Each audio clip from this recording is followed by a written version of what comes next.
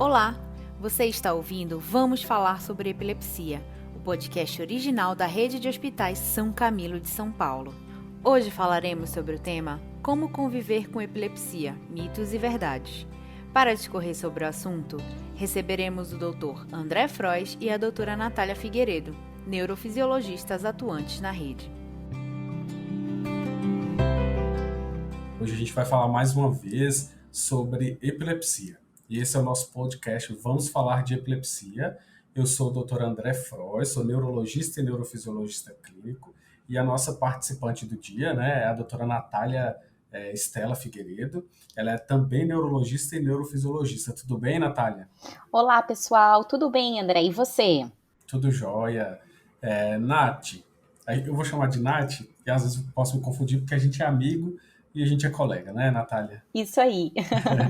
Hoje o nosso tema é sobre mitos e verdades na epilepsia. É um assunto que sempre me chamou a atenção, porque eu acho que a gente traz, um conforto quando a gente esclarece esses mitos e também quando a gente afirma as verdades, para essa população que muitas vezes sofre por preconceito mesmo, né? O que você acha? É verdade. A epilepsia é uma doença muito prevalente no mundo todo, né? São 50 milhões de pessoas ao redor do mundo com epilepsia e no Brasil 3 milhões, segundo os dados da OMS. Então, muitas dessas pessoas acabam tendo um controle inadequado da doença, seja por uma desinformação dos próprios pacientes e seus familiares sobre esses temas, por isso é importante a gente desmistificar, né? E também por um despreparo dos profissionais de saúde para lidar com essa doença, embora seja uma condição neurológica muito prevalente, uma das mais ou a mais prevalente que nós temos. Então, vamos falar um pouquinho sobre esses temas para a gente poder ajudar todo mundo, né? Sim, eu acho muito importante porque até mesmo a gente, eu tinha uma visão diferente depois de começar a trabalhar com isso e ver diretamente como essas pessoas lidam com isso e como a gente pode tratar, né? Agora, Exatamente. me fala uma coisa, Natália. A epilepsia ela pode acometer em qualquer idade ou tem uma idade específica para isso? Então, a epilepsia, na verdade, ela é várias doenças em uma só, né? Pode ser de várias formas diferentes. Então, a gente pode ter desde o recém-nascido acometido por formas de epilepsia até os idosos também, como a gente até abordou em um outro podcast aqui da Rede de Hospitais São Camilo, também podem ser acometidos com a epilepsia. São várias doenças dentro do que a gente chama de epilepsia, várias formas, manifestações, ocorrências. Então, a gente tem uma ampla gama aí, de pacientes que podem vir a ter a doença. Lembrando que os dois picos, da epilepsia é realmente a idade ali infantil e a idade dos idosos, mas podemos ter também adolescentes, adultos jovens, adultos apresentando também formas de epilepsia. Então, ela é bem abrangente, por isso tantas pessoas possuem a epilepsia ao redor do mundo e no Brasil em específico, né, André? Sim, isso é verdade. É importante falar que ela, por mais que ela seja mais prevalente no idoso e na criança, ela pode acontecer em toda faixa etária e pode se iniciar em qualquer faixa etária também, né? Aham, Não, exatamente. não necessariamente correr ao longo da vida que começa só na infância, né? Isso. Agora me fala, quando a pessoa ela tem a crise convulsiva, ela pode conversar, pode estar compreendendo, pode manter uma consciência durante esse episódio? Sim, então é bem importante a gente falar para a população em geral que a população tem aquela ideia, de que a crise convulsiva, a crise epilética é a convulsão que a população em geral vê na televisão, nos filmes, nas novelas, que são aqueles episódios em que o paciente realmente ele perde a consciência, ele faz movimentos com os braços, com as pernas, abalos, motores com os braços, com as pernas, ele libera saliva, ele tranca os dentes, fica com os dentes mais rígidos, enfim. Essa é a forma mais realmente assim conhecida da população em geral, que seria a popular convulsão, Mas não é só desse tipo que a gente pode ter um evento, uma crise epilética. Às vezes existem crises epiléticas mais sutis, em que o paciente ele pode ter sensações estranhas, formigamentos, ele pode ter também alterações de sensório, né, a parte visual e por aí vai, e até mesmo outras formas até mais raras de acontecerem, mas alterações emocionais também. Então, assim como a epilepsia é uma doença, né, várias doenças dentro de uma só, a gente também pode ter vários tipos de crises diferentes que podem, às vezes, manter a consciência, mas outras vezes também perder a consciência. Então, é bem amplo isso daí, né, André? Sim, e eu chamo a atenção sempre quando a gente vai avaliar um paciente, que os detalhes fazem diferença, né, nessa hora. Essa Uhum. crise generalizada que a gente conhece de convulsão, ela é semelhante, muito homogênea diante dos eventos clínicos, mas as outras situações que podem até nos dar mais informação, né, e a gente pode diagnosticar outro tipo de crise, né? É verdade. E muitas das vezes a população fala, né, convulsão, esse é um termo mais leigo, mas nós, profissionais de saúde, a gente acaba entendendo o que a população quer dizer com a convulsão, que é esse episódio realmente que chama bastante atenção, né? Mas nem sempre Uhum. essa convulsão, ela vai ser a manifestação de outras possíveis crises, né?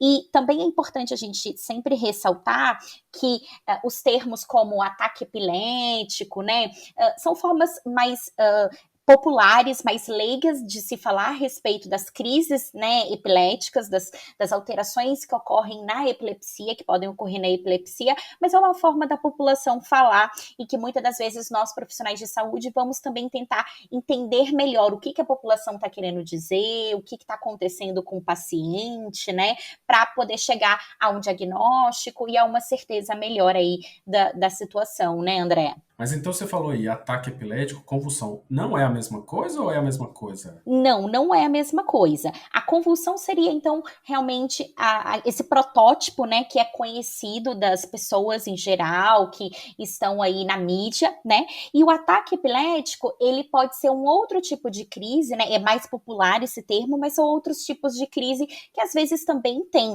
a perda de consciência, mas nem sempre, e que não necessariamente tem essas movimentações dos membros, dos braços, das pernas, a liberação de saliva, a liberação, né, de esfíncter urinário ou até mesmo fecal. Então não seria essa manifestação tão chamativa de atenção, mas que não deixa de ser uma crise, né? Sim, claro, entendi. Agora, quando tô vendo, né, uma pessoa tendo uma crise convulsiva, né, essa convulsão que a gente percebe, eu posso segurar ela, apertar ou colocar alguma coisa na boca para evitar que ela engasgue? Eu preciso fazer isso? Então, isso é extremamente importante para a população em geral, para quem presencia alguma crise epilética, para os familiares, para os cuidadores, porque realmente essa crise, né, a convulsão para a população, ela chama muita atenção, as pessoas ficam às vezes até um pouco, né, ressabiadas quando vem um paciente apresentando isso, porque como ele se debate, ele trava os dentes, ele baba, né, e acaba tendo alguns movimentos também, até com essa parte respiratória, a pessoa parece que, entre aspas, está sufocando. Então, muitas das vezes, a população em geral, qual que vai ser o instinto ali na hora, né? Vai ser tentar segurar o paciente nos braços, nas pernas, porque ele está se debatendo, vai ser tentar colocar a mão na boca, abrir a boca do paciente, tem aquela situação de que as pessoas também acreditam que a língua enrola, e esse fato da língua enrolar sufoca o paciente, mas isso, apesar de ser o nosso instinto ali naquele momento, não está adequado. Nós não devemos, né, segurar o paciente e não devemos levar a mão na boca do paciente, nem manipular a língua dele, nada disso. O que deve ser feito durante uma crise epilética? Você vai posicionar o paciente com cuidado, né? Geralmente virado de lado. A gente geralmente vira para o lado esquerdo, mas o importante é o paciente estar de lado. Segurar a cabeça do paciente, mas sem fazer força para não ter nenhum traumatismo ali local. Só segurar a cabeça para que ele não bata a cabeça contra o chão mão, né, contra uma superfície mais rígida e não faça realmente uma lesão cefálica ali, e não levar a mão à boca desse paciente. Então, não é necessário, né, desenrolar a língua, entre aspas, embora isso não aconteça, esse enrolar de línguas, e não é necessário também a gente manipular a cavidade oral do paciente, tá? Então, isso é muito importante a gente desmistificar e ensinar para as pessoas como agir adequadamente durante uma crise para que o paciente não tenha problemas ali e nem a pessoa também acabe se machucando, né? Às vezes, ao levar a mão na boca, pode se ferir a mão desse observador que está tentando ajudar, desse familiar, desse cuidador, né? Porque realmente trava os dentes, pode ter uma lesão na mão de quem for levar ali na boca do paciente. E outro ponto importante, André, é esperar a crise passar. Geralmente a crise ela vai passar em 2 minutos, né? Em 3 minutos no máximo. Se ela não passar dentro desse período, aí sim eu preciso acionar um sistema de atendimento pré-hospitalar, seja o SAMU, através do 192, ou algum outro tipo de ambulância, para que sejam feitos atendimentos pré-hospitalares, né, nesse paciente, porque pode provavelmente que essa crise não cesse ali, já que ela está durando mais do que 2 a 3 minutos. Isso é muito importante também quando acionar o sistema, né, de saúde para auxílio a esse paciente. Ótimo. E é importante, então, que eu posso ajudar um paciente, eu posso tentar socorrer, né? Que isso não vai me fazer pegar a epilepsia, né? Ela não é uma doença contagiosa. Não, de forma alguma. A epilepsia, né, nas suas diversas formas que a gente tem falado aqui, não é uma doença contagiosa, né? Ela, entre aspas, não passa de uma pessoa para outra. Existem várias causas de epilepsia, por isso que são tão diversas, né, as manifestações, tão diversas as apresentações, os tratamentos e por aí vai, porque são diversas causas, né, que levam à epilepsia.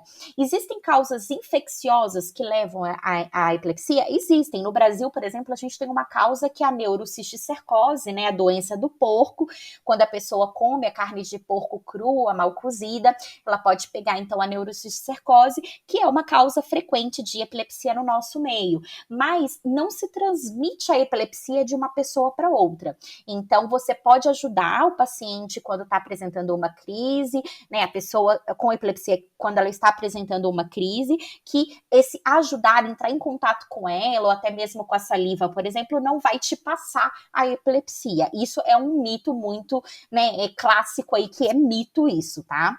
Tá, então ótimo, né? Vou saber que eu posso ajudar o paciente vítima, né? Que está tendo uma crise convulsiva. Eu não preciso de fazer nada extremo, só aguardar e manter segurança para esse paciente. E o toque, né? O contato com a saliva também não vai transmitir essa doença para mim, né? Isso é muito Isso, importante. E muito agora? importante. Ótimo, muito bom. E agora, esses pacientes que têm crises convulsivas, eles podem dirigir? Como é que a gente organiza isso? Sim, então, isso é um mito também, né? As pessoas com epilepsia, elas podem levar uma vida normal, e é justamente isso que nós desejamos, né? Quando elas fazem o tratamento adequado, seguem as orientações médicas. E no caso da direção em específico, sobretudo para os carros de passeio, né? A legislação brasileira, ela contempla as regras de uma forma bem clara e que permite, sim, a direção às pessoas com epilepsia de carros de passeio, né? E como que seria nesse caso em específico falando? As pessoas com epilepsia precisariam estar, então, há pelo menos 1 ano de tratamento e sem crises, né, Sim. epiléticas, ou seja, com bom controle ali da sua epilepsia, ou naqueles casos em que a pessoa já ficou um bom tempo sem apresentar crises epiléticas, geralmente 2 anos, não possui nenhuma forma de epilepsia que é considerada, né, de mais longo tempo de tratamento, e já foi tentado e conseguido a retirada da medicação, né, pelo menos 6 meses sem o uso da medicação e sem a recorrência de crises, também estaria, pelo nosso Código de Trânsito Brasileiro, liberado o paciente com epilepsia para a direção de carros de passeio. O que a nossa legislação ainda não contempla, isso é uma lacuna, é com relação às motos, né? E também no caso de direção profissional. Isso não é contemplado, então nós precisamos debater isso com nossos legisladores, né? Para que a lei também seja mais abrangente e acabe abordando esses tópicos que ainda não são contemplados. Mas, no geral, então, carros de passeio é possível sim, tanto os pacientes que estão bem controlados, quanto os pacientes que também já estão num processo, né, de retirou a medicação e está seguindo sem crises de forma adequada e com uma boa evolução. Isso é ótimo, né? Porque a gente dá qualidade de vida e a gente permite que o paciente tenha uma vida normal, né? Que as Sim, pessoas tenham uma vida normal. exatamente, se Acho que movimentar, né, poder sair, ir e vir, é um direito, é uma cidadania, né? sim, acho muito bom. Agora, uma coisa que eu acho que eu esqueci um pouco ali em cima, já que a gente estava falando de crise e tudo, Uhum. quando o paciente, né, a pessoa tem uma crise, eu posso dar a dose extra de medicamento? Eu devo fazer isso? O que eu preciso fazer? Isso é um mito também. A gente tem essa ideia, né, de que teve uma crise, talvez seja interessante, então, né, fazer uma dose extra de medicação para tentar controlar ou que não tenha outras crises na sequência, mas isso acaba sendo um mito, tá? Então, dose extra de medicação não está, né, prescrito, não está orientado para tentar abortar novas crises na sequência. É claro que existem formas de epilepsia mais graves? Existem aquelas em que o neurologista, o médico assistente, ele vai fazer algumas orientações pontuais em termos de medicação extra, vai fazer sim. Só que isso não é para todos os casos, não é para todos os pacientes, não é para todo mundo. Então, só faça dose extra de medicação se o seu médico, né, que te acompanha, o seu médico assistente, fez alguma orientação nesse sentido ou alguma orientação mais específica com relação a um uso a mais da medicação. Caso não tenha sido abordado isso, não faça por conta própria o uso de medicação a mais, pois você pode até incorrer em intoxicação, né, em efeitos negativos da medicação, os efeitos adversos, e isso não seria tão interessante. Então, para os pacientes, familiares e cuidadores, conversem com os médicos a respeito, né, de doses extras ou não da medicação, e se informem para não fazerem uso por conta própria e, às vezes, negativo do tratamento. Ótimo. E isso é importante porque às vezes a gente tem essa dúvida até mesmo de profissionais, né? Que É verdade. não são especialistas. Isso é uma verdade grande. E nesse momento, só aproveitando o gancho, é a hora, se houver uma avaliação médica, que muitas vezes o paciente procura, a gente vai rever todo o tratamento e rever os fatores que podem levar ao desencadeamento de uma crise, né? Mesmo em uso de medicação. É verdade. Tem que ser visto isso também, né? Sim, e um ponto importante é que esse estresse emocional, nervosismo, isso tudo, pode desencadear crise? É verdade. Infelizmente, o estresse, fatores estressores, situações, né, de estresse para o paciente podem ser, sim, um ponto de desencadeamento das crises epiléticas. É claro que a pessoa não está tendo a crise epilética por conta do estresse, mas ele está sendo apenas um pontapé para que aquela circuitaria neural, né, que acaba disparando de forma errada, né, de uma forma anormal ali durante uma crise epilética, ela funcione inadequadamente e aí o paciente tem a crise por si só. Então, por isso que a gente frisa tanto para os pacientes com epilepsia a necessidade de ter qualidade de vida.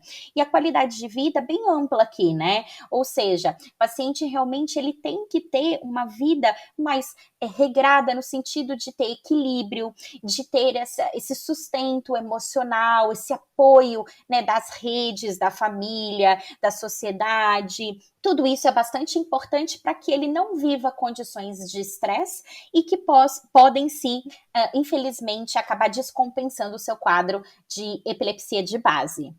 Sim, isso é muito importante. O que eu falo com meus pacientes é o seguinte, que o estresse ele não causa, mas ele faz ela aparecer, né? Uma Uhum, causa vai estar ali, mas ele faz essa aparecer. E o que a gente, né, prioriza e o que a gente quer é que o paciente tenha uma vida normal, né? Que a gente uhum. consiga controlar e que ele consiga ter uma qualidade de vida. uma interação social adequada, mas a gente precisa de alguns cuidados, né? Isso eu acho importante a gente falar, que são alguns fatores que podem desencadear a crise, que é a falta da medicação, o atraso na dose, não dormir Uhum. direito, né? Ingestão de bebida alcoólica, essas coisas a gente pode estar relacionado com a piora das crises. É verdade. Mas aqui, quando a gente vai falar especificamente e se a gente está caminhando para um diagnóstico um paciente que teve uma primeira crise convulsiva, vamos pensar. Se tem convulsão, eu já tenho diagnóstico de epilepsia?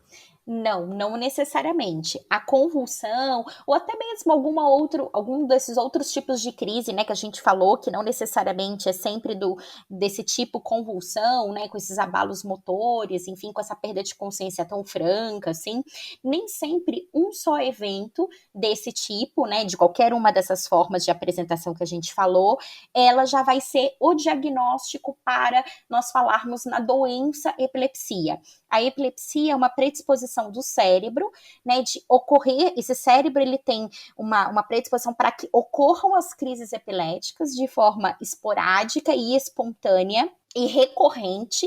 Isso advém, então, de uma atividade elétrica cerebral, como eu disse, anormal, alterada, aumentada, né? E de uma forma mais assim abrangente, a gente pode falar que a partir de 2 eventos, né, de 2 crises epiléticas, sejam elas quais forem, mas de certa forma acabam sendo crises que se repetem, que tem um padrão que acabam se repetindo nas ocasiões diferentes. A partir de 2 desses eventos é que a gente vai estar mais autorizado a falar a respeito da doença epilepsia, né? Nós temos crises chamadas crises epiléticas que podem ocorrer em até 5% da população, pelo menos uma crise dessa ao longo da vida. E não necessariamente isso vai ser a doença epilepsia, que é essa recorrência de crises de uma forma mais, né, de predisposição cerebral. Então a gente tem que ter bastante cuidado, porque nem sempre ter uma crise é já o diagnóstico de ter a epilepsia. É claro que o neurologista e os outros colegas médicos, eles vão fazer o diagnóstico, né, vão poder avaliar melhor o paciente, fazer o diagnóstico, mas nós precisamos ter essa cautela, que nem sempre uma crise já é igual ao diagnóstico de epilepsia. Então a gente precisa acompanhar e saber a chance de acontecer novamente, né? De recorrência. Exatamente. Tá bem. E o tratamento? Eu consigo tratar? Eu tenho cura para esse paciente? Como é que eu vejo esse paciente a longo prazo, né? Exatamente. Então, assim, a epilepsia, ela tem tratamento? Ela tem tratamento.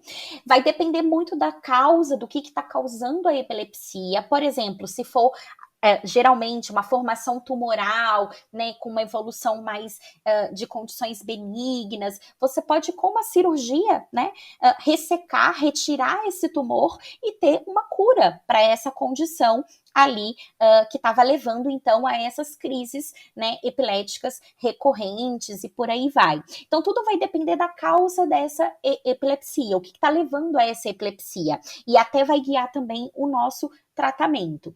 É claro que 70% das epilepsias, elas são epilepsias que vão ter boa resposta, principalmente as medicações, né, o tratamento medicamentoso, embora 30% vai ter uma dificuldade de responder a várias medicações, então vão ser as epilepsias que a gente fala fármaco-resistentes, né, com resistência à medicação, que talvez nós vamos ter que ir para outros tratamentos adicionais obrigatoriamente falando, né, numa sequência lógica de intervenção, mas de qualquer maneira, a cura vai estar muito relacionada com a etiologia, a causa dessas epilepsias que estão acontecendo. Nós podemos sim ter cura, né?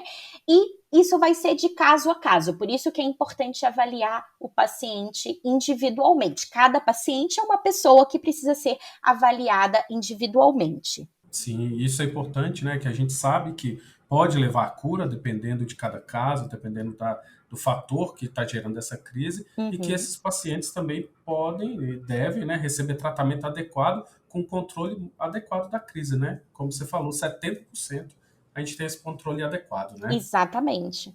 Agora, Nath, a epilepsia, ela é uma doença mental?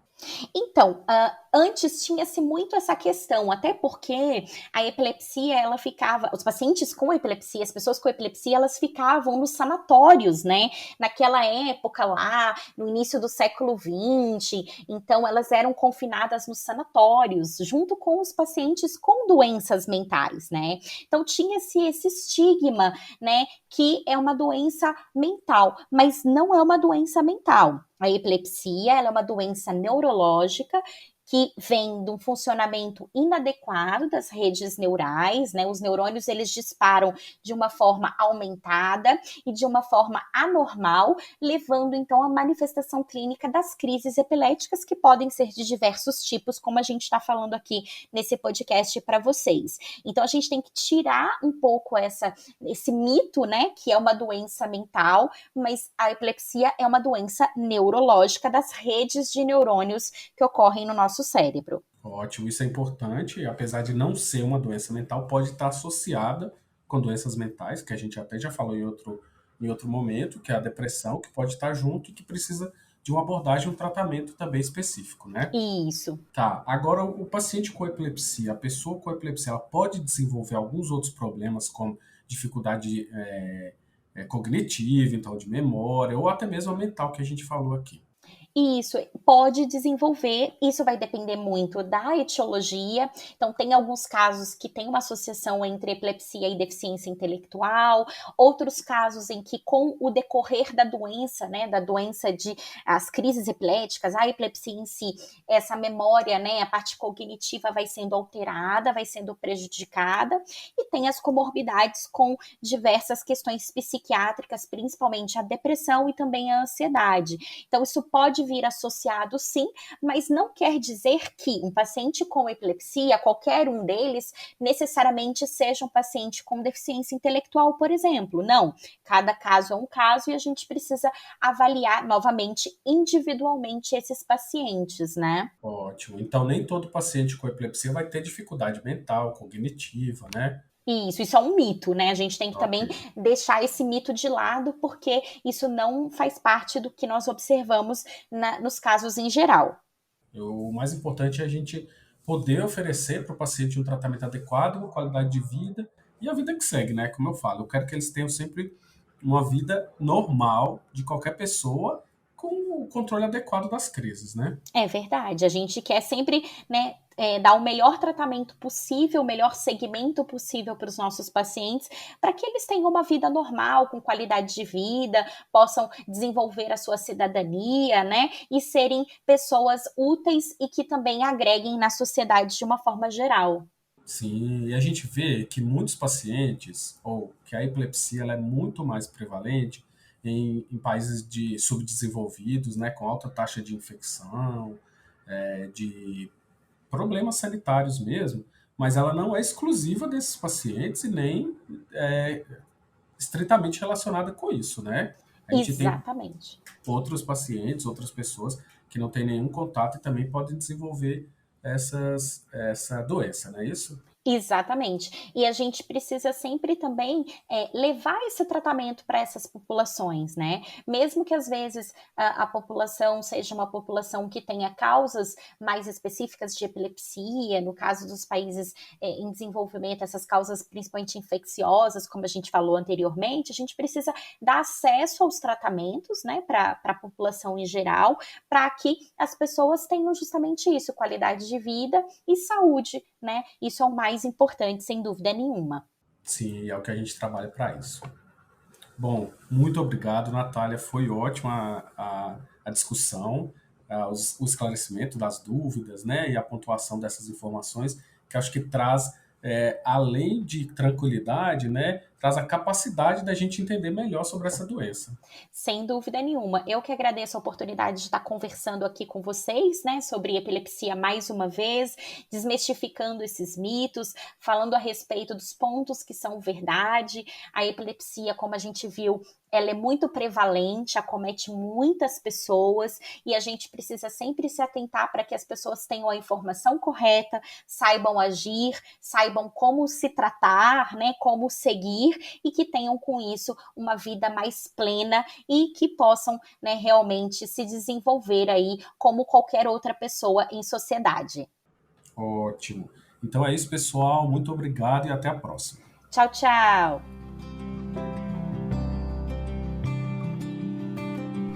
Termina aqui mais um episódio do podcast original da Rede de Hospitais São Camilo de São Paulo. Vamos falar sobre epilepsia. Quer receber mais conteúdos como esse? Siga o Hospital São Camilo SP nas redes sociais. Confira também o podcast Vamos Falar sobre Saúde, com informações sempre atualizadas e dicas para o seu bem-estar. Até a próxima!